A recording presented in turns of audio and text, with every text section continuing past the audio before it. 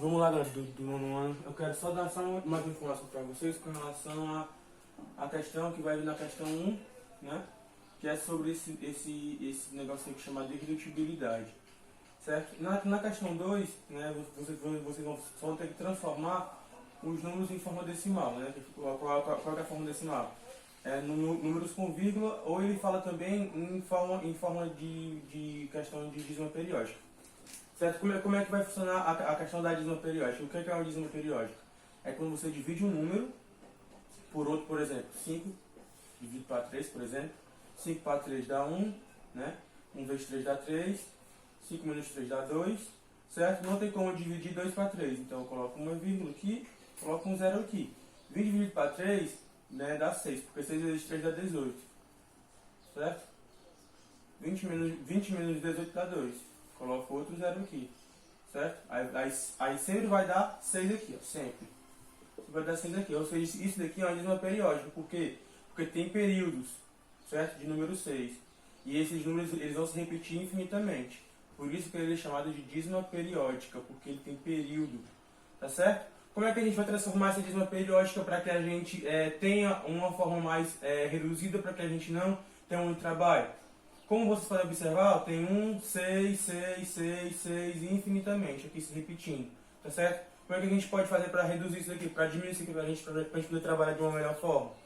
Podemos pegar esse 1, vírgula, não é o 6 que está se repetindo, então a gente coloca o 6 aqui, ó, e um tracinho aqui em cima do 6, tá certo? Pega o 1, pega o 6 e coloca um tracinho em cima do 6. Indica, esse tracinho aqui vai indicar que isso aqui, ó, é uma dízima periódica, ele vai se repetir sempre. Tá certo? Se fosse de dois números, se fosse 1,15, por exemplo, 15, 15, 15, 15, 15, infinitamente, tá certo? Também da mesma forma, como é que a gente iria fazer? Pegar o 1, colocar o 15, que é o que está se repetindo, que é o período que está se repetindo, e colocaríamos um tracinho aqui em cima, tá certo? Outra coisa que pode aparecer para vocês também nas questões, né, na questão 1 e na questão 2, um negocinho chamado de fração mista. Como é que é uma fração mista? Uma fração mista, né, como o nome está dizendo, ela vai vir de duas formas. Ela vai ser composta de duas formas, por um número inteiro, certo? E uma fração. Por exemplo, 3 sobre 8. Né? No vídeo que eu falei para vocês da explicação da aula, eu falei menos 5,3. Né? Eu até peço desculpas lá para vocês. Mas é 5 sobre 3. Né? Menos 5 sobre 3 ou menos 5 dividido para 3 ou menos 5 terços.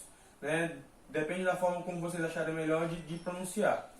No caso aqui nós temos uma fração mista, né? Porque nós temos um número inteiro, né? Que é o nosso número inteiro aqui, ó. O número inteiro, que é o nosso número 1, e aqui nós temos uma fração, né? Que é o 3 oitavos, ou 3 sobre 8, ou 3... no caso aqui 3 oitavos, ou 3 sobre 8, né? Como é que a gente vai resolver isso daqui? É bem simples, certo? A gente vai multiplicar o 1 pelo 8, certo? 1 pelo 8 aqui, ó. E o resultado que der aqui, a gente soma com o 3. Tá certo? Então vamos lá. 1 vezes 8 dá 8. 8 mais 3 dá 11. Certo? E a gente repete o 8 aqui embaixo, ó. Sempre que aparecer alguma forma, algum número desse jeito aqui, de fração mista, então vocês vão fazer isso. Vão multiplicar pelo de baixo e vão somar pelo de cima e repete o número de baixo. Tá certo? Porque essa forma aqui, ó, é uma forma já da questão da irredutibilidade. Esse 1, 3 oitavos é uma forma irredutível de 11 sobre 8. Tá certo? Mas vamos lá para o que interessa. Né? O que é uma coisa irredutível? Que eu fiz na primeira questão para vocês. Não se preocupe que quando eu for corrigir as questões, eu vou falar isso para vocês melhor. Né? Mas para não causar dúvida para vocês, o que é uma coisa irredutível? É quando... Vamos supor, eu tenho esse pincel aqui, certo? E eu começar a quebrar ele todinho, né? Vai chegar um momento que eu não vou conseguir mais quebrar ele. Então eu não vou mais conseguir reduzir ele em um tamanho menor, né? Então, o que é uma coisa irredutível? É quando eu chegar no ponto principal aqui que não dê mais para reduzir ele, não dê mais para partir ele. Então a gente vai ter uma coisa que é irredutível, certo? Vamos supor aqui, eu tenho 2 sobre 8, tá certo? 2 sobre 8. Então vamos lá. É uma forma irredutível? Vamos conferir. Para ser uma forma irredutível, nós temos que dividir por um número, certo? Um número aqui, ó. Eu tenho que dividir tanto o 2 quanto o 8, nesse exemplo aqui, certo? Para dar um resultado.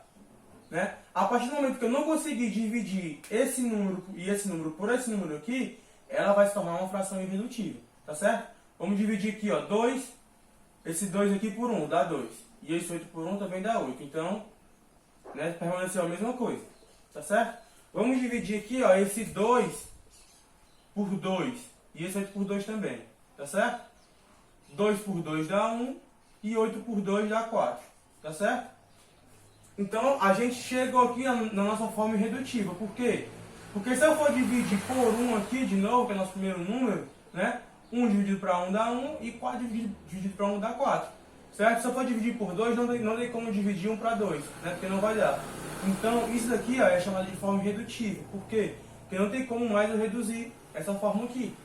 Não tem como mais eu reduzir, né? Então, se eu for dividir, a redutibilidade ela vai se caracterizar por a questão da divisão desse número aqui, desses dois números, por um número em comum.